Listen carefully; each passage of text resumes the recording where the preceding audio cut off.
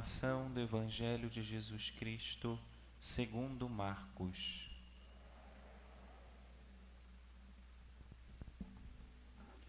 Naquele tempo, Jesus disse à multidão: Quem é que traz uma lâmpada para colocá-la debaixo de um caixote ou debaixo da cama? Ao contrário, não a põe no candeeiro? Assim, tudo que está escondido deverá tornar-se manifesto, e tudo que está em segredo deverá ser descoberto. Se alguém tem ouvidos para ouvir, ouça. Jesus dizia ainda: Prestai atenção no que ouvis. Com a mesma medida com que medirdes, também vós sereis medidos, e vos será dado ainda mais. Ao que tem alguma coisa, será dado ainda mais. Do que não tem, será tirado até mesmo o que ele tem. Palavra da salvação.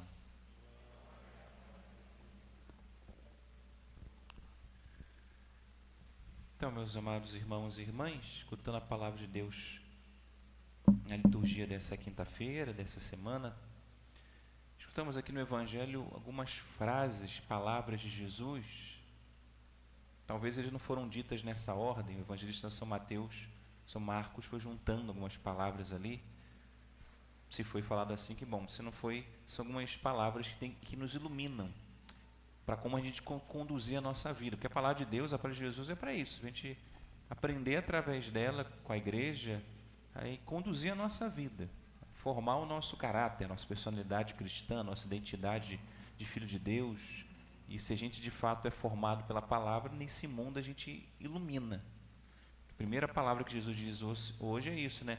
Ele faz essa comparação. Ninguém acende uma lâmpada quando falta luz e coloca a vela, né, debaixo da mesa, de uma vasilha. Não vai adiantar de nada, não vai iluminar nada. E Jesus está falando essa comparação em relação aos cristãos. Se nós de fato, né, conseguimos e devemos, formados pela palavra, viver alguma coisa em relação a ela, pessoalmente, na minha família, na minha casa, no meu dia a dia, a gente precisa iluminar, a gente precisa testemunhar. Não é que a gente vai sair falando, né, se gabando disso, não, mas a gente tem que mostrar que a gente é cristão, tem que mostrar que a gente é cristão e segue o que a palavra de Deus, o cristianismo pede que eu siga pessoalmente, na minha vida matrimonial, na educação dos meus filhos, no meu trabalho. Porque quando a gente estiver vivendo a palavra, a gente nem precisa falar, as pessoas vão olhar assim, aquela pessoa, ela é diferente, ela vive diferente, o modo dela ser é diferente. Quando você tiver que se posicionar, você vai botar a sua posição cristã, e você vai dizer, mas essa pessoa pensa desse jeito? É assim que a gente vai sendo luz. A gente vai vivendo e as pessoas de alguma maneira vão querer saber o porquê a gente vive desse jeito, como, e aí a gente vai ser luz. É por causa disso, por causa do Evangelho, de Jesus, é o melhor para a minha vida. E assim a gente vai iluminando, a gente vai sendo sal e luz da terra. Né?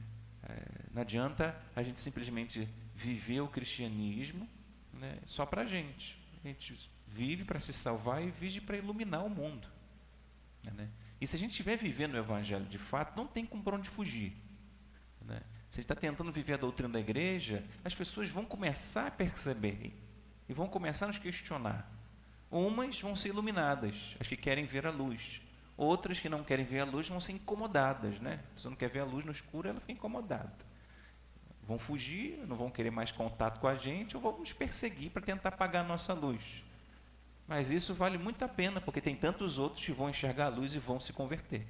E vão seguir Jesus também, na nossa casa, na nossa família, no nosso dia a dia, desde que a gente assuma de fato isso na nossa vida, esse viver o cristianismo, esse viver a palavra de Deus.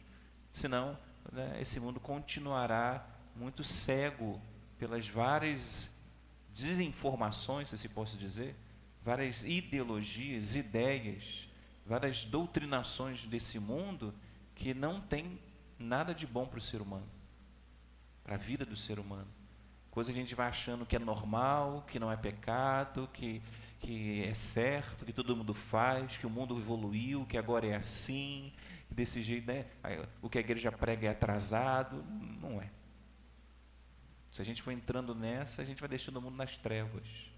E se a gente vai deixando eles tomarem voz e corpo essa teologia, gente que tem a palavra, que pode anunciar por vários meios além da nossa vida, do nosso dia a dia, que é o principal, mas pela conversa, pela internet, pela rádio, pela TV, a gente não se aproveitar também desses meios, a gente não vai conseguir fazer muita gente que pode ser iluminado.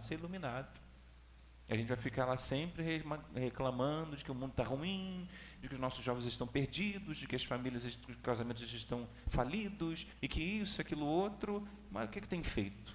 Qual é a minha parte? Sei que eu não vou mudar o mundo inteiro, mas se 1, 2, 3, 4, 40, 50 cristãos foram tomando consciência disso, já vai ser uma diferença imensa na nossa sociedade, na nossa cidade.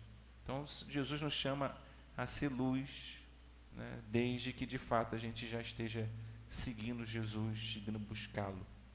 Aí depois Jesus fala outra coisa, fala essa questão de que tudo que está escondido um dia vai ser revelado. Aqui a gente pode entender a doutrina do juízo final, né? Todo mundo vai morrer um dia, vai ter o seu juízo particular, vai ser julgado se vai para o céu, se vai para o inferno, se vai passar um tempo purgatório para se purificar. Mas aí, no final dos tempos, quando Jesus voltar, ele vai fazer o juízo universal. Ou seja, nós vamos saber tudo de todos. Não sei como isso vai acontecer, não tem como saber. Mas a ideia é de que tudo será conhecido. A gente precisa saber que Deus foi misericordioso, bondoso com a gente. Ou que a gente mereceu, de fato, não estar com Deus. Por isso tudo vai ser colocado às claras, para a gente ter essa clareza de que, de fato, Deus foi bondoso demais comigo, eu que o rejeitei. Né? E se Ele me salvou, também foi por bondade e graça divina. Né? Mas a gente também pode pensar nesse sentido do aqui e do agora. Né? Aqui e agora não tem como se esconder nada de Deus. A gente pode se esconder dos outros, de fazer coisas erradas de ninguém está vendo, ou fazer coisas que não são boas e dizer que a nossa intenção não era aquela, mas minha intenção era boa. Mas de Deus não dá para esconder. Primeiro, Deus está vendo tudo e sabe tudo em todos os momentos, lugares que você vai. Ele é o único presente. E segundo, Ele conhece o nosso coração. A gente pode até dizer para a pessoa que a nossa intenção era aquela, mas o nosso coração, Deus sabe a verdadeira intenção do nosso coração quando a gente faz todas as coisas, até as coisas boas, que externamente são boas, mas às vezes a gente é feito por certos sentimentos que não são os melhores, motivações que não são as melhores. Então, assim, de Deus não dá para se esconder nada. De Deus não dá para se esconder nem o que se faz, nem o que se sente, passa dentro de nós, porque Ele conhece tudo. Então, assim, não adianta a gente caminhar, conduzir a nossa vida de maneira assim disfarçada ou se enganando. A melhor coisa que a gente pode fazer na nossa vida é ser sincero, é ser claro, é ser verdadeiro, primeiro com a gente mesmo. E se a gente não tem clareza, não tem verdade e sinceridade conosco, a gente não quer se conhecer, a gente não quer nosso orgulho, a nossa vaidade não faz a gente olhar para nós e dizer, de fato, eu sou assim. Faz a gente sempre colocar a culpa no outro, né? É por causa da chuva, do sol, do fulano, da esposa, do esposo, é culpa de todo mundo, menos que você não é assim. Né?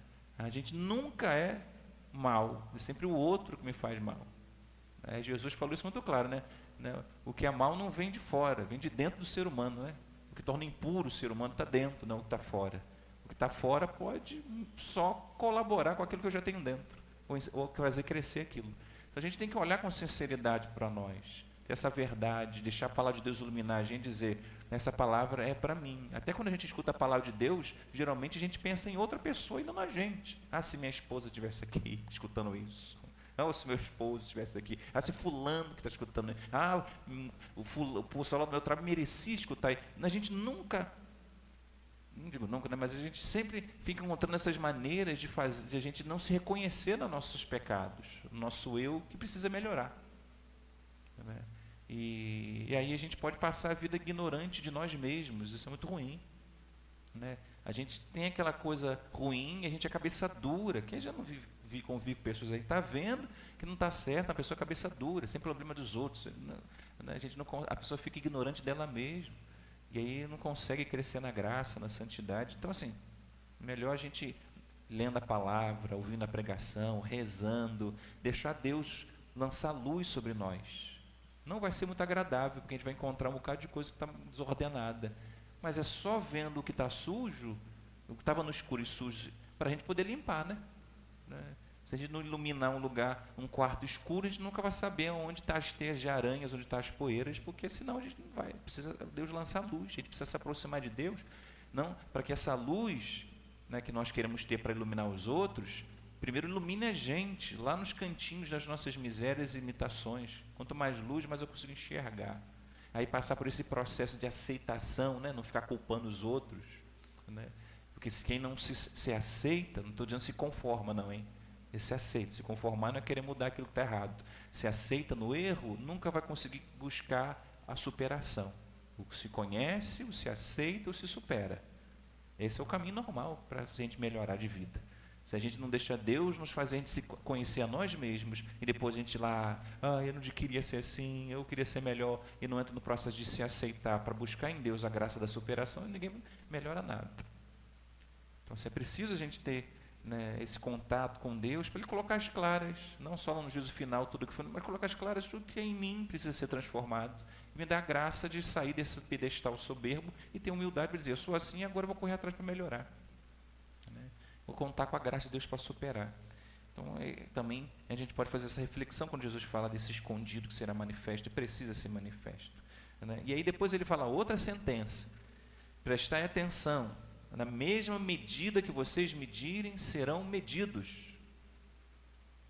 O Evangelho de São Mateus até fala, na medida que vocês serão julgados, vão ser, se vocês julgam, serão julgados, né? Aquela questão de, o erro do outro eu sou intolerante, com o meu erro eu sou tolerante. Todo mundo precisa me compreender quando eu errar, mas quando alguém erra, não há compreensão. 2 pesos e 2 medidas, como a gente fala, né? A gente mede o outro com todo o peso da justiça, da verdade, e isso e aquilo outro. Agora, quando a gente vai pesar a gente, é sempre mais leve. Por isso que tem um ditado aí, uma máxima, diz que ninguém é bom juiz em causa própria, de fato, né? A gente precisa ser iluminado da palavra. Então, assim, esse olhar que a gente tem que ter para o outro, não de aceitação do erro do outro, mas um olhar daquele que não está medindo o outro, mas daquele que quer resgatar, que quer ajudar, que quer amar. Imagine se Jesus olhasse para nós, né, e nos castigasse na medida dos nossos pecados. Quantos castigos a gente mereceria, né? Então, assim, esse olhar que não está medindo. Se tem alguma medida que a gente não tem que ter, é a medida do amor. Por isso o amor não tem medidas. O amor não tem medidas só porque ele não tem limites. Ele não tem medidas porque ele não fica ali julgando os outros e condenando.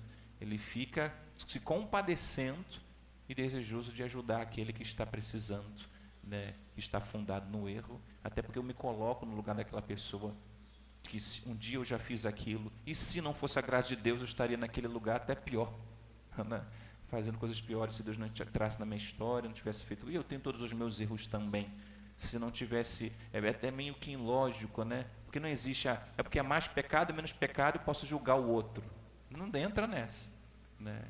Se a pessoa vem aqui, ajoelha e confessa, se ela está confessando que ela tem erro, então ela não pode sair daqui e sair julgando os outros.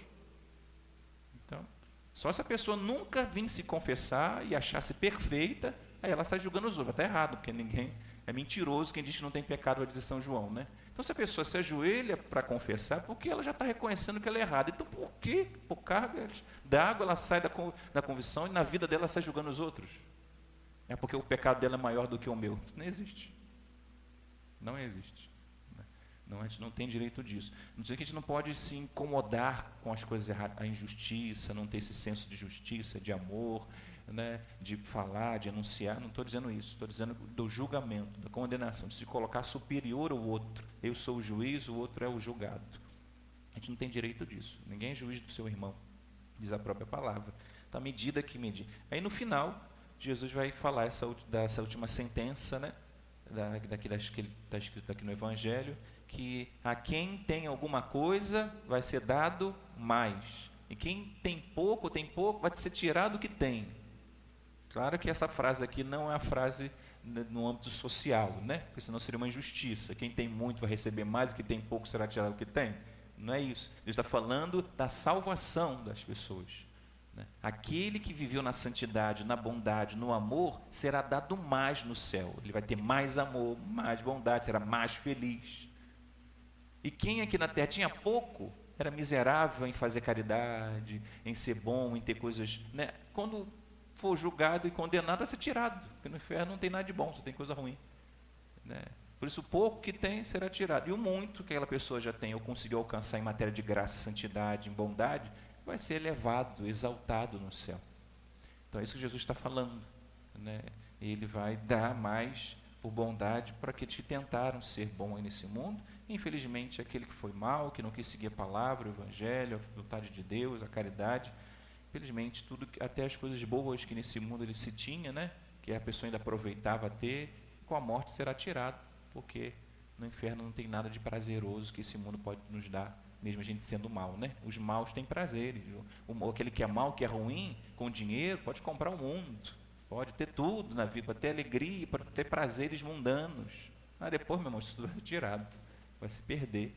Porque a gente não pode ficar, nem ter um pingo de inveja da aparente realização e felicidade mundana dos maus, né? Eles estão felizes, olha, eles conseguem tudo.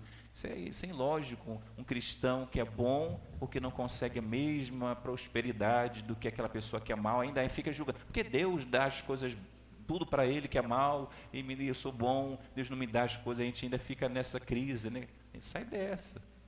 O ser humano pode, as coisas do mundo, o ser humano pode conquistar roubando, matando, sendo injusto e parecer que, né, tem muito dinheiro, tem muito bem, pode fazer isso, por esses meios pode ser. O ser humano está aí para isso, ele cuida, ele age nesse mundo. O cristão tem que estar feliz, primeiro, porque fez tudo com justiça e com honestidade, com bondade, mesmo que não tenha muito. E diante de Deus está seguindo a palavra dele. Então, porque os maus um dia, o que eles têm vai ser tirado mesmo. E você que tentou ser bom, justo, isso tudo vai crescer quando a gente for salvo. Então, que a palavra de Deus, essas pequenas sentenças, são pequenas frases que Jesus disse, mas que podem nos dizer muitas coisas se a gente parar para meditar, rezar, de tantas outras coisas que a gente podia ter dito aqui também agora. Tá bom, meus irmãos? Que a palavra de Deus, então, seja a luz dos nossos passos nessa noite, nessa quinta-feira, mais uma vez. Louvado seja nosso Senhor Jesus Cristo.